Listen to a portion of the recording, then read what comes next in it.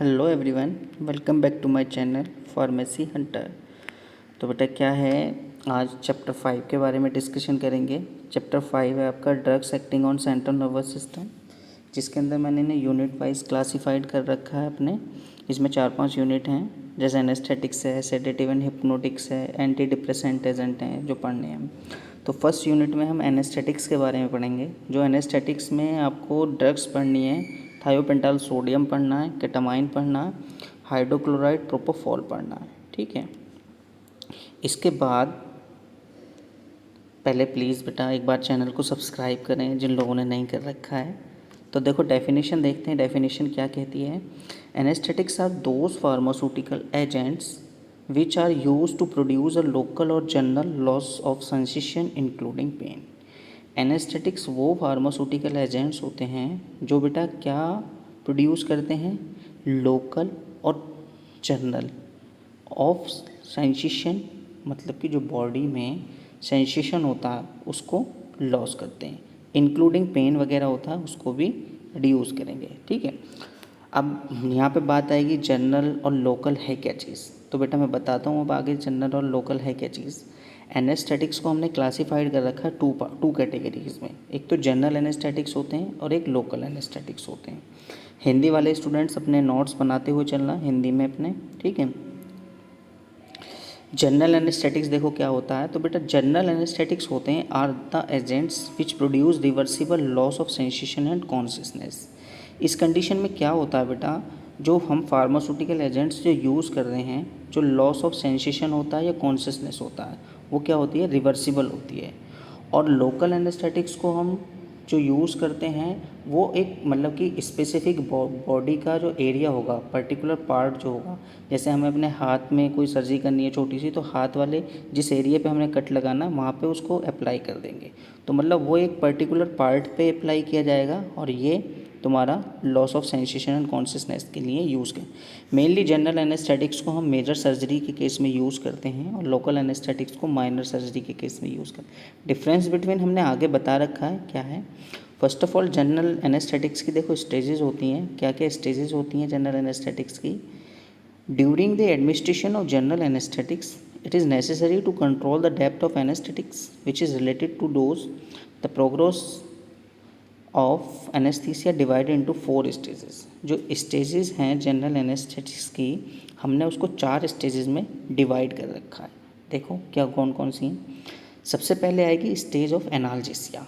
Stage of analgesia है क्या चीज़, ये जो है स्टेज ऑफ एनाल्जेसिया। ठीक है, this stage extend from beginning of inhalation of anaesthetics up to loss of consciousness. इसमें क्या होगा, देखो हिंदी में भी दे रखा है, यह चरण एनेस्थेटिक्स के सांस लेने की शुरुआत से लेकर चेतना के नुकसान तक की सीमा तक है। मतलब कि स्टेज ऑफ एनाल्जेसिया में होता क्या है, ये कौन सी स्टेज है। इस स्टेज में बेटा बिगनिंग ऑफ इनहेलेशन, जब सांस ले रहा तब से, of anaesthetic up to loss of consciousness, जब तक उसकी कॉन्शियसनेस लॉस ना हो जाए तब तक की स्टेज को हम स्टेज ऑफ एनाल्जेसिया बोलेंगे। फिर आएगी स्टेज ऑफ डेलीरियम और एक्साइटमेंट। स्टेज ऑफ डेलीरियम और एक्साइटमेंट क्या है बेटा, this stage extend from loss of consciousness. कहाँ से स्टार्ट होती है, लॉस ऑफ कॉन्शियसनेस से स्टार्ट होती है to the beginning of surgical anaesthesia. This stage में associated with marked excitement with increase in muscular activity and vomiting. इस stage में कि मतलब ये स्टेज किससे एसोसिएटेड है बेटा, मार्क एक्साइटमेंट विद क्या होगा, मस्कुलर एक्टिविटी इंक्रीज होंगी और वॉमिटिंग वगैरह आएंगे। ठीक है, stage of surgical anaesthesia. Surgical anaesthesia के स्टेजेस जो हैं 4 उसमें डिवाइड कर रखे हैं बेटा, फेज़ 1, फेज़ 2, फेज़ 3 और फेज़ 4। इसमें देखो बॉडी के अंदर क्या क्या चेंजेस आते हैं। फेज़ 1 में क्या होगा, जो प्यूपिल है आपका, आई के अंदर जो ऑर्गन होता है प्यूपिल, ठीक है, प्यूपिल जो होगा कॉन्स्ट्रिक्ट होगा and eyeballs are moving. जो आई बॉल्स हैं वो क्या करती रहेंगी, मूव करती रहेंगी। And the blood pressure and pulse rate are normal. Blood pressure और पल्स रेट आपका नॉर्मल रहेगा फेज़ 1 में। फेज़ 2 में आई बॉल्स जो होंगी फिक्स्ड हो जाएंगी और प्यूपिल जो है बिगिन डायलेटिंग, प्यूपिल डायलेट होना स्टार्ट हो जाएगा। There is a loss of cornea reflexes and skeletal muscles relax. इसमें क्या होगा, कॉर्निया रिफ्लेक्सेस और स्केलेटल मसल्स जो आपकी वर्क कर रही हैं रिलैक्स पोजीशन, मतलब मस्कुलर रिलैक्स हुए, वो क्या हो जाएंगी, लॉस क्या होगा, there is a loss of cornea reflexes, मतलब जो कॉर्निया है आपका आई के अंदर जो ऑर्गन है वो रिफ्लेक्सेस आपके क्या हो जाएंगे, लॉस हो जाएंगे, और स्केलेटल मसल्स जो होंगी आपकी वो रिलैक्स हो जाएंगी। फेज़ 3 में प्यूपिल जो होगा डायलेट होगा एंड लाइट रिफ्लेक्सेस लॉस होंगे, बीपी आपका फॉल करेगा और मार्क मसल रिलैक्सेंट। फेज़ 4 है प्यूपिल आर वाइडली डायलेटेड, प्यूपिल मतलब ज़्यादा डायलेट होगा और shallow abdominal respiration, BP is low. ठीक है, ये आपके 4 फेज़ थे। 4 फेज़ के बाद ये हिंदी वाले स्टूडेंट्स के लिए हैं, पढ़ लेना, अपने नोट्स बनाना, स्लाइड को पॉज कर लेना जिस वक्त आप अपने नोट्स बना है।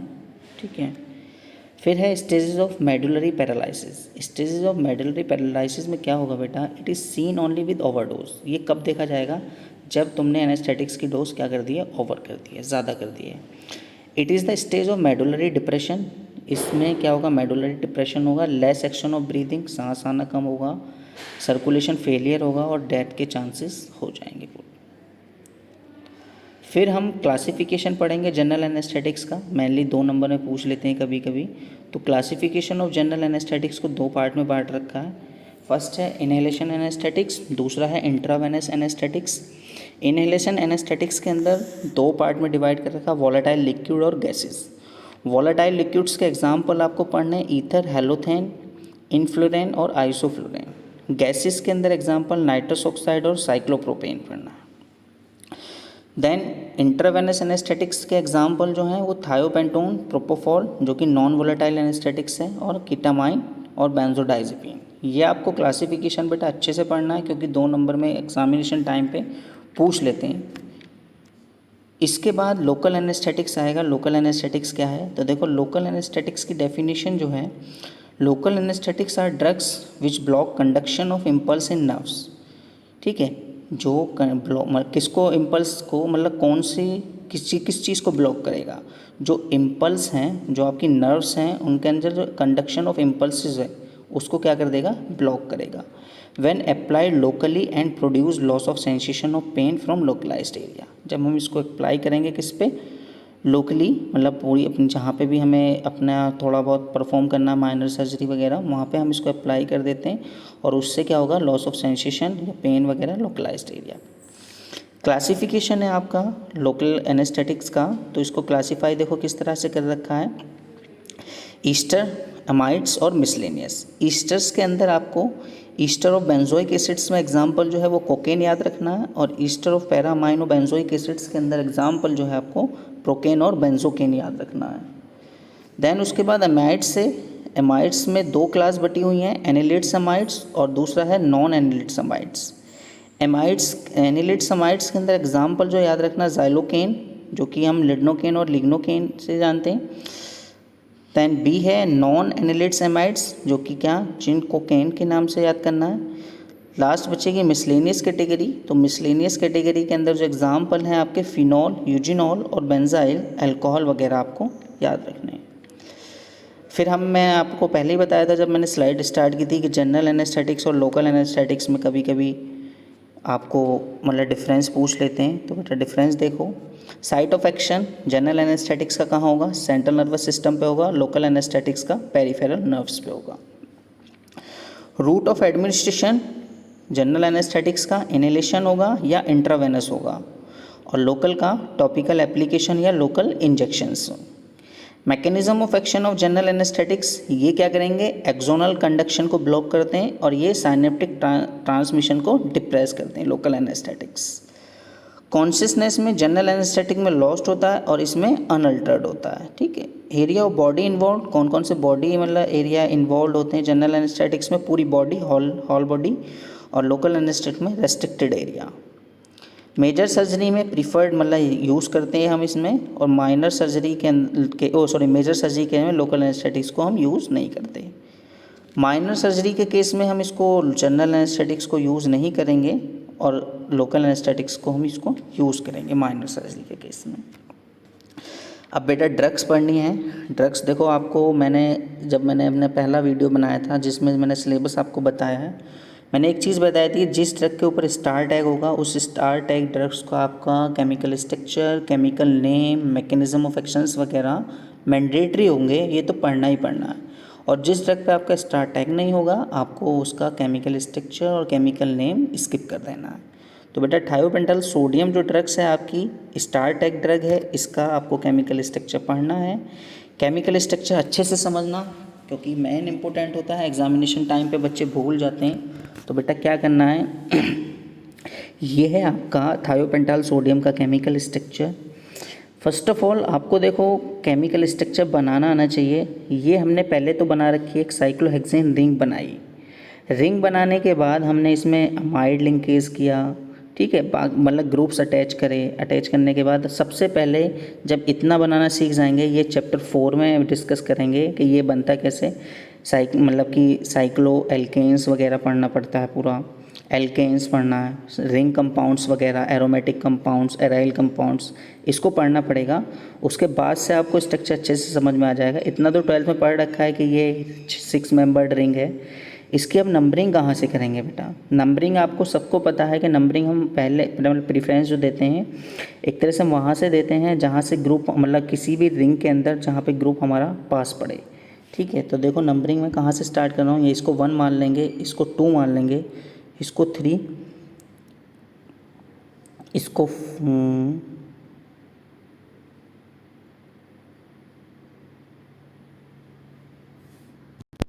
सॉरी बेटा नंबरिंग ऐसे स्टार्ट नहीं होगी। देखो नंबरिंग हम इसकी कैसे स्टार्ट करेंगे, नंबरिंग हम, थोड़ा माइंड डाइवर्ट हो गया।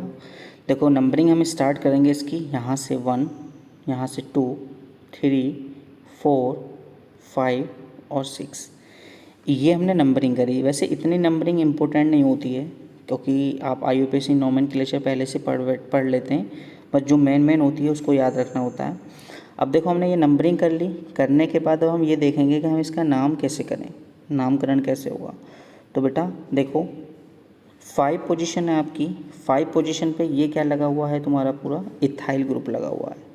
और इथाइल ग्रुप के बाद ये पूरा का पूरा आपका जो लगा हुआ है ये क्या, ब्यूटाइल ग्रुप लगा हुआ है।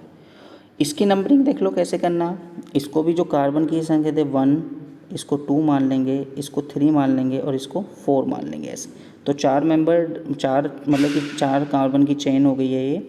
तो इसको ब्यूटेन लेंगे वैसे, लेकिन लास्ट में हाइड्रोजन की वैलेंसी तो एक मतलब एल्केन को एल्काइल में कन्वर्ट कर रखा है, इसलिए इसको ब्यूटाइल बोला गया है, ठीक है। नंबर 1 पे यहाँ पे हमने क्या है, ये पूरा मिथाइल ग्रुप लगा रखा है। तो अब क्या करेंगे, 5 इथाइल, 5 पोजीशन पे इथाइल है और बेटा 5 पे क्या है, एक पोजीशन पे तो ये वाला यहाँ तो लगा हुआ है मिथाइल, और मिथाइल लगने के बाद ये पूरा का पूरा क्या है, ब्यूटाइल। अब आएगी नंबर 2 पे, देखो क्या लगा है, नंबर 2 ये वाला जो 2 है, नंबर 2 पे क्या लगा है, थाया ग्रुप, ठीक है। तो थायो बारबिचुरेट, ठीक है, ये आपका नोमेनक्लेचर है, ऐसे अच्छे से याद रखना इसको। देन इसके बाद mechanism of action thiopental sodium का। देखो thiopental binds at a distinct binding site associated with chlorine ionophore at the GABA receptor, increasing the duration of time for which the chlorine ionophore is open, the postsynaptic inhibitory effect of GABA in the thalamus।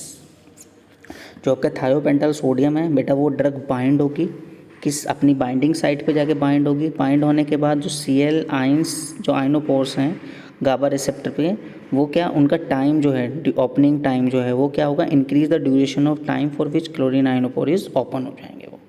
And the post synaptic inhibitory effect GABA in the thalamus. देन उसके बाद storage देखेंगे तो it should be stored in well close air tight container at cool place away from direct sunlight, ठीक है। ये storage की अच्छे से हेडिंग मतलब लाइन याद कर लेना। इसके बाद ये हिंदी में कन्वर्जन दे रखा है। यूजेस देखो, it is use for basal anaesthesia में यूज़ करेंगे, एंटी कन्वल्जेंट की तरह और इंड्यूस हिप्नोसिस की तरह यूज़ करेंगे।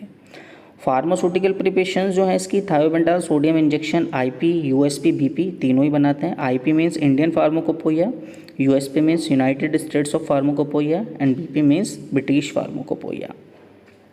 देन फार्मास्यूटिकल ब्रांड नेम इसके एनेस्थाल, पेंटोन, पेंटोथाल, थायोफेन, थायोसेल, ये आपके फार्मास्यूटिकल ब्रांड नेम है। ये हेडिंग्स बेटा मोस्ट इंपॉर्टेंट होती हैं लर्न करना, इन्हीं से आपके एग्जामिनेशन टाइम पे नंबर इंक्रीज़ होते हैं। शीट लिखने का तरीका आपको आना चाहिए। उसके बाद ड्रग है हमारी कीटामाइन हाइड्रोक्लोराइड। कीटामाइन हाइड्रोक्लोराइड का देखो स्ट्रक्चर पढ़ना है हमें, तो स्ट्रक्चर्स का भी सबसे इसमें भी यही बात आएगी कि हम इसकी नंबरिंग कहाँ से स्टार्ट करें। तो बेटा देखो इसकी नंबरिंग बता देता हूँ मैं, इसको 1 मानो, इसको 2 मानो, 3 4 ऐसे चलता रहेगा, 5 6 ऐसे। देन ऐसे ही जब इसको यहाँ से कर लोगे तो इसके बाद ये तो पूरा का पूरा 2 पोजीशन से आपका पूरा का पूरा क्या जुड़ा हुआ है, फिनॉल जुड़ा हुआ है, फिनॉल ग्रुप। फिनॉल ग्रुप पूरा का पूरा अटैच है। अटैच होने के बाद अब देखो नंबरिंग क्या, 2 ये वाला 2 ले लिया, 2 पे 2 क्लोरोफिनाइल, 2 अब इसकी भी देखो 1 2 3 ऐसे करके कर देंगे नंबरिंग। करने के बाद 2 पे 2 क्लोरोफिनाइल लगा हुआ पूरा, और 2 पे ही हमारा क्या लगा हुआ है, मिथाइल अमीनो। ये वाला ग्रुप जो है, ये वाला group is known as methyl amino, और पूरा का पूरा इसको क्या करेंगे हम, साइक्लोहेक्सेनोन। ठीक है, this one is your chemical structure of ketamine hydrochloride, and chemical name of ketamine hydrochloride is 2 chlorophenyl 2 methyl amino cyclohexanone. Mechanism of action देखेंगे, ketamine does not interact with GABA. GABA of की full form बेटा gamma amino butyric acid, but it interact with NMDA। किससे interact करेगा, NMDA से, जो कि full form है NMDA की, N methyl and D aspartate receptors, ऑपोइड receptors, muscarinic receptors and voltage sensitive calcium ion channels. Then uses देखते हैं इसके, ट्रीटिंग डिप्रेशन में यूज़ करेंगे, एंजाइटी के केस में और पेन के केस में। Stability and storage condition, it should be kept in tightly close container and in dry and well ventilated place पे रखा होना चाहिए। Recommended that it should be stored at temperature 2 से 8 डिग्री सेल्सियस पे हमें इसको स्टोर करके रखना है।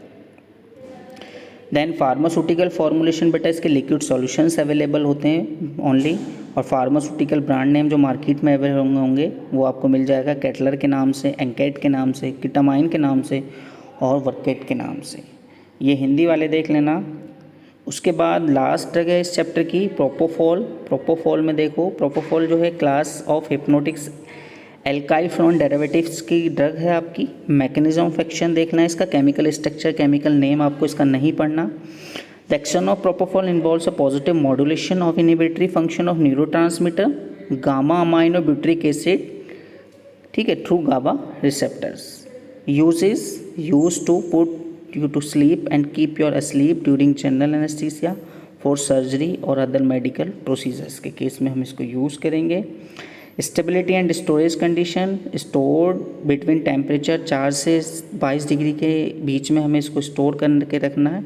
रेफ्रिजरेशन की कोई रिक्वायरमेंट नहीं है इस केस में, क्योंकि 4 से 22 डिग्री टेम्परेचर नॉर्मल में मिल जाएगा आपका एटमॉस्फेयर में।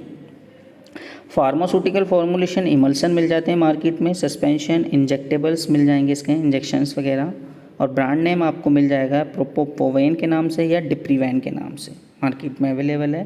Thank you so much for watching my video. बेटा चैनल को सब्सक्राइब ज़रूर करें, जिससे मोटिवेशन मिले, अच्छे से आपका पूरा सिलेबस कवर करूँ। Okay bye.